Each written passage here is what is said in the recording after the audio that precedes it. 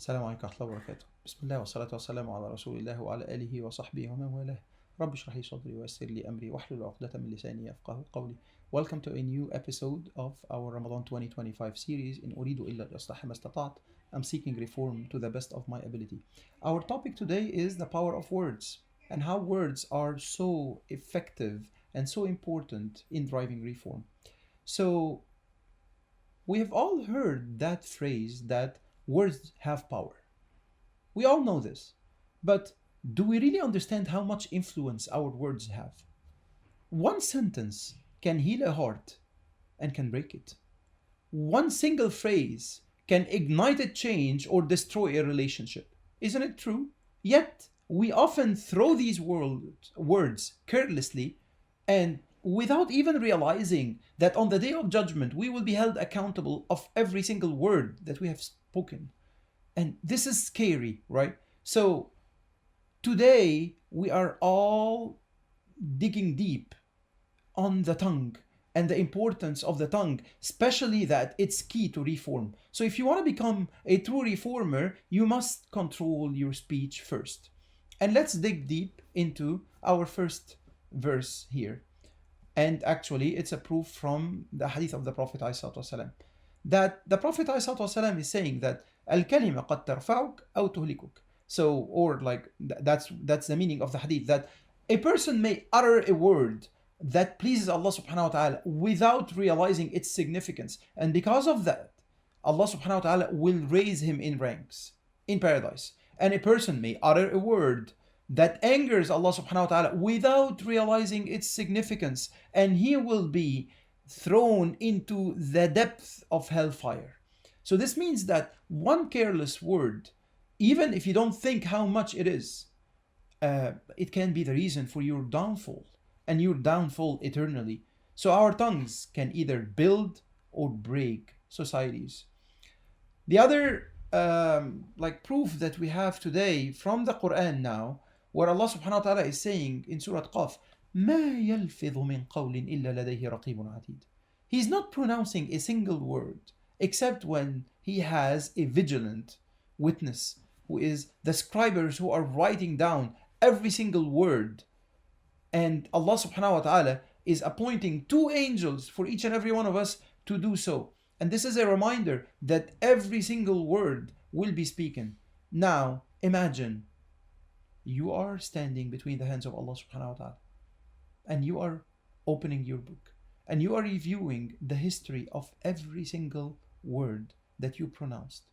Will you and I be able to sustain or go through such a test? You and I are that confident in our words? I think the answer is no.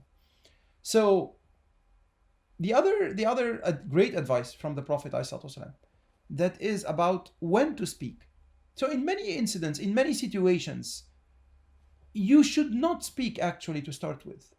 Because the Prophet ﷺ told us, من كان يؤمن بالله واليوم الآخر فليقل خيرا أو ليصمت. So the one who is believing in Allah subhanahu wa ta'ala and in the hereafter, let him say good or let him stay silent. And let me tell you something. In many cases, that was a hadith narrated by Bukhari. In many cases, staying silent is the best option for a wise person. So the idea here is reform starts by filtering our words. And look at the lives of the Prophet ﷺ. And if you want to be a true agent of change, if you want to be a true reformer, you must master the art of communication. Look at how the Prophet ﷺ used to be able to communicate without using any foul language, without actually insulting the person like in front of him, communicating the message, even though they may be harsh, they may be insulting him, they may be saying bad words, but at the end of the day, he was always capable of keeping his calm and always controlling his tongue. Same as Umar ibn Khattab radiallahu anhu. In fact, Umar ibn Khattab used to say, a person is only as good as his words.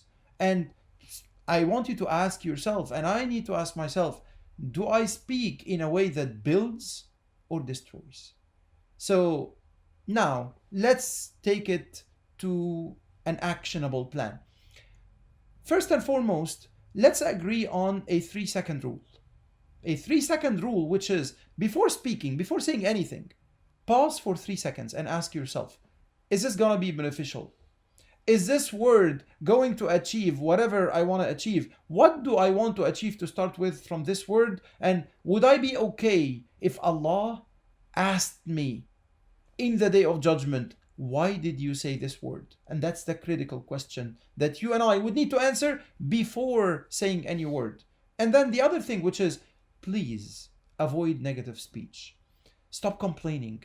Stop gossiping. Stop insulting. Replace negative speech with gratitude and encouragement. Be always grateful to Allah subhanahu wa ta'ala. The moment that shaitan would whisper in your ears that you would say a negative word, say astaghfirullah, say a'udhu billahi minash shaitanir rajim, and like say la ilaha illallah, and at the same time try to remember something positive. وَإِن تَعُدُّوا نِعْمَةَ اللَّهِ لَا تُحْصُوهَا. If you try to count the blessings of Allah subhanahu wa ta'ala, you won't be able to enumerate them. So try to determine any positive word or any blessing that Allah subhanahu wa ta'ala has granted you, and replace that negative word that you were about to pronounce with that positive thought, positive word, or remembering a blessing from Allah subhanahu wa ta'ala. And the golden advice is, speak less, listen more. The more that you listen, the wiser you become. The less that you speak, the fewer mistakes that you make. It's very easy. So beyond Ramadan, make clean speech your habit. So practice speaking with purpose and meaning, whether you are at work, whether you are at home, whether online, anytime. So the challenge here, your challenge starting tonight, try to always make sure that when you are speaking, you are watching what you are saying. And there is no better timing than Ramadan for you to do this. And I'll close with this reminder. Allah does not just look at what you say, but how you say it. So, is it the time for you and I to control our tongue? We ask Allah subhanahu wa ta'ala to be among those people whom whenever they listen to the truth, they follow the best out of it. أقول قولي هذا واستغفر الله لي ولكم وجزاكم الله خيرا. And I wish you an amazing Ramadan. Assalamu alaikum wa rahmatullahi wa barakatuh.